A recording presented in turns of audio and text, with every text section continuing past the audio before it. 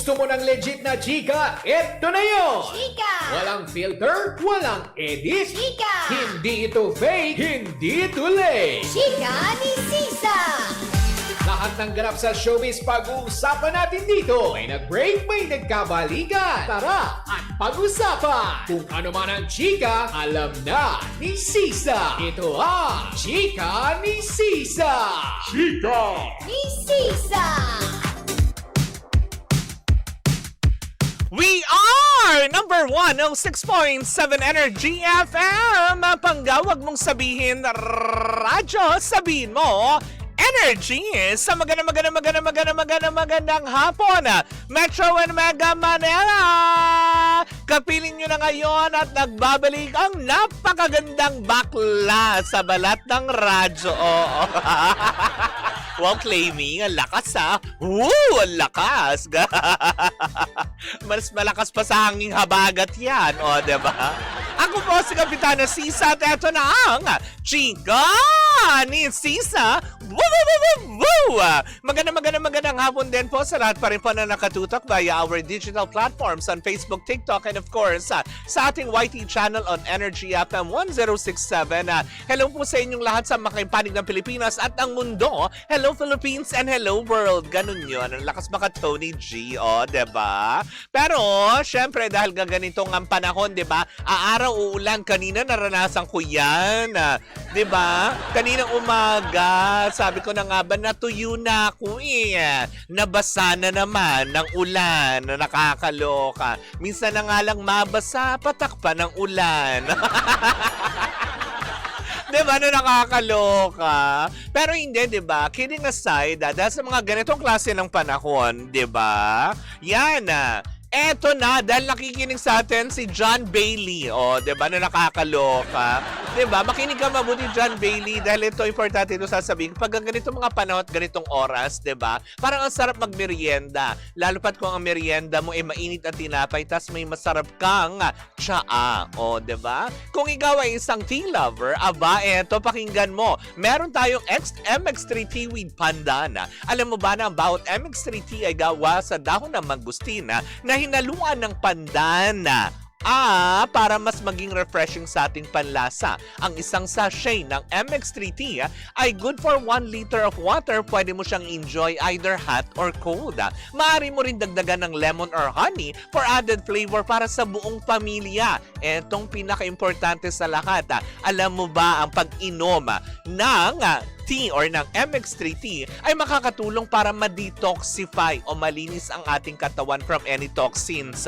Lalo pat kung ang hilig natin kumain ng mga matataba, hindi may iwasan, yung mga ganyan, diba? So dapat lagi ka may baong MX3T with Pandan, diba? Kaya nga naman kung meron ka pang ibang katanungan, pwede mo bisitahin ang kanilang website sa mx3ph.com. Paalala pa rin po sa lahat ng MX3 ay hindi gamot at hindi ito maaring gamitin panggamot sa anumang uri ng sakit.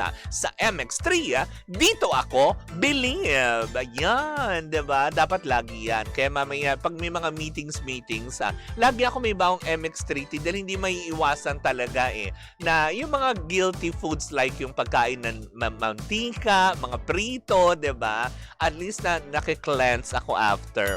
Wow! I-justify mo yung katakawan mo, Sisa. Nakakaloka yan. Pero, bago ako tuluyang tumungo sa ating unang chika, gusto ko munang batiin ng happy birthday. Dalawa sa mga actually tatlo sila, pero dalawa dito ay talagang malalapit sa aking puso. Actually, yung pangatlo malapit din naman, oo. Diba? Yung unang dalawang katao na aking sasabihin ay alam mo yun, dalawa sa mga taong ang hilig ay kumain. Ganon. Nagkakasundo din kami pagdating sa kape. Oo. Diba? Happy birthday of course kay Ira Panila. Ayan, palakpakan natin. Nagba-birthday pala. Nagba-birthday ang absent girl. Ganon. Wow! Si Miss Absent. Ganon. Dapat, tama pala, Ira. Miss A. O, diba? Miss A. Ganon. Happy birthday sa'yo, girl. At syempre sa nagsaselebrate na kanyang birthday ngayon, si Dexter Zabala. Diba? Hello, happy birthday. At ang pangatlong babatiin ko ay si Shannon Brianna Uydi. Diba? Ang aking moderator and of course, ang aking laging bestie, diba? Ang aking walking driver ng bonggang-bongga, diba? Maraming salamat po sa lagi niyong pagtutok at naway kayo ay magkaroon ng marami pang birthday at syempre mablessed ang inyong mga wini-wish sa buhay, diba? Kaya enjoy nyo yung mga birthday nyo ngayong araw na ito. Happy birthday again sa inyo, diba? Syempre sa mga nagsa-celebrate ng kanilang mga birthdays, diba? Pwede nyo din po yan i-comment down below, diba? Para mabati din natin kung sino yung mga nagsa-celebrate ng kanilang mga birthday nga, diba? Para mahinga naman ng kanton, diba? Baka naman yung iba dyan gustong magpahipon, gano'n. Eto na, tumungo na tayo sa ating unang chika! Na nakatutok na tinututukan ni na Kuya Luigi Pepito ng InDrive, diba? Hello sa iyo, Luigi Pepito, as promised, kasama ng Spice Boys. Ayan, ang Spice Boys ay, ayan, ang bumubuo ng InDrive, Grab, Joyride Cars at Lalamove Cars. Ang taray! Ang saya kayo ng programa ko. Ang daming lalaking nakikinig. Diba? Mga Lalamove Cars, Joyride Cars, Grab, InDrive, diba? Sama na natin yung iba pa mga riders, diba? Anyway, so eto na ang ating unang chika na nakakaloka.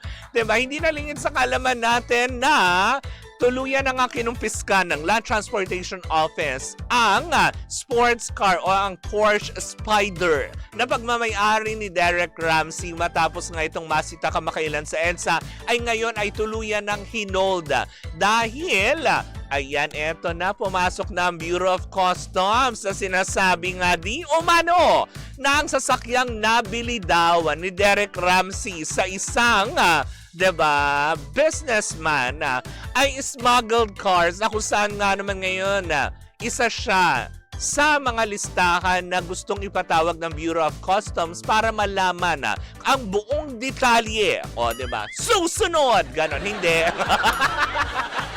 Hoy, walang susunod. Diba? Hindi, kasi gustong ipatawag na din ng Bureau of Customs itong aktor na si Derek Ramsey dahil nga napag-alaman din ng Bureau of Customs na mapahanggang ngayon ay nasa kanyang poder pa din ang rehistro ng naturang smuggled na sports car na ayon sa Bureau of Customs nowadays, diba? In-interview sila sa telebisyon ay sinabi mismo ng kanilang chairman ba nila yun? Oo, nakakaloka. Na wala daw sisinuhin ang gobyerno lalo pat panluloko ang ginawa nang ma-acquire ng aktor ang naturang sasakyan. Bagay na agad namang maring itinanggi ni Derek Ramsey na sinabi nga niya na wala siyang kinalaman sa kung anumang transaksyon, transportasyon at kung anong pagrerehistro nitong sasakyan na ito. Ang sa kanya ay maayos din naman daw niya itong narirehistro sa LTO buhat ng kanya itong ma-acquire sa isang businessman. Pero ayon nga sa Bureau of Customs, ng kanilang saliksihin ang papeles ng naturang Porsche Spider ay, teka sandali, parang mali daw yata ang naideklara ng businessman na nagbenta nito na nagparating mula abroad ng sasakyan na dinaya daw di umano ang gobyerno sa pagbabayad ng tax na dapat daw pala ang binabayarang tax nitong sports car na ito kasi nga ayon din sa pagsasaliksik 2021 ang halaga daw 2021 model kasi itong Porsche Spider na ito. Kaya lang nang mapag-alaman ng Bureau of Customs ang pagkakahalaga daw ng sports car na ito ay aabot ng 75 to 100 million pesos. Bagay na kaagad nilang at naalarma sila na bakit na ang diniklara lamang na pumasok sa Pilipinas ay isang Porsche Boxster na nagkakahalaga ng 7 to 10 million daw. Kung kaya't daw ang binayarang tax ay parang nasa 1.8 million lamang na taliwas sa sasakyan na nakarehistro ngayon. Inaalam ngayon kung merong kaugnayan etong aktor dito sa pagkakabili kung ano man transaksyon doon sa kanyang pinagbilhan. Bagay na ngayon ay medyo kine-question ng ibang mga netizen matapos kasing mag-post ang kanyang dating asawa na si Ellen Adarna ng cryptic post sa kanyang My Day, o diba? Na para bang sinasabi nga niya na kasi sinasabi nga ni Derek Ramsey wala nga siyang alam. Hindi niya alam yung transaksyon ng buyer, yung mismong pinagkunan nung sasakyan ang sa kanya ay nabili niya ito in good faith. Bagay naman sa taliwas na parinig or patutsada ng kanyang ex-wife na si Ellen Adarna na eto may I quote, lack of due diligence, poor discernment, or just another excuse to blame someone. Oh my gosh. So ang ibig sabihin nito, alam ni Ellen Adarna, sila pa ba nung nabili ang sasakyan? Diba? Nung nakakaloka. So ibig sabihin ba, hindi lang alam ng mga tao kasi walang pinangalanan eh. Diba? Hindi naman sinabi ni Ellen Adarna na siya yun. Kaya lang kasi, right after na nagputukan yung balita na ito patungkol nga sa hot car na nasita nga dyan sa EDSA ng LTO, diba? Ay, bigla nang post itong si Ellen Adarna out of nowhere. O, diba? Baka naman may kausap siyang iba, hindi naman talaga para si Derek Ramsey yun. Huwag naman natin kagad i-claim, hindi ba? Pero kasi base sa kanyang mga naging salaysay, ay para bang sinasabi niya na, talaga ba? Diba? In layman's term, ganun eh. Kaya lang kasi syempre, diba, pag yung mga mayayaman, ganunan sila magpatutsadahan eh. Lack of due diligence, poor discernment, or just another excuse to blame someone else. Ganyan ang mga mayayaman magpatutsada. Pero kung sa atin, ako, bilang kanal, aminado si bakla. Diba? Kung tayo mga kanal ganyan, di mo alam. Talaga ba? Diba yung mga ganyan na reaction natin, diba? Pero yun na nga, diba? Willing naman daw makikooperate si Derek Ramsey sa kung ano man ang gustong mangyari ng Bureau of Customs maging ng Land Transportation Office. Patuloy din daw siya na makikipag-ugnayan para malinis ang kanyang pangalan at nanawagan na rin siya sa pamunuan ng J-Works kung saan niya kinuha yung naturang sports car or binili ang naturang sports car na magbigay din ng explanasyon para mas matulungan din malinis ang kanyang pangalan na hindi siya nadadawit sa scam, smuggled. Diba? At natatag din siya na isa rin siya sa smuggler ng sasakyan. Taray, na smugglers, ganun, diba? Smugglers, yun ba yung gulong? Bobo ka bakla, mugs yun. Hindi, smuggle ang mugs. Diba? Pero yun na nga, dahil nga dito sa pagkomento, diba, ni Ellen Adarna, maraming tuloy ang medyo nagtaas ang kilay na, ano ba, may alam ba si Ellen Adarna dito sa transaksyon nila dati? Kasi malamang kung 2021 to mga panahon, diba, na sila pa ay magkasama, diba? At sweet-sweetan pa sila. Kailan na naman sila tuluyan talagang naghiwalay, hindi ba? Sabi ni Noel, diba? Energy FM, maraming salamat po sa MX3 Natural Supplement dito ako bilibang. Ay, Noel Joseph Cleofe. Hello po, maraming salamat. Diba?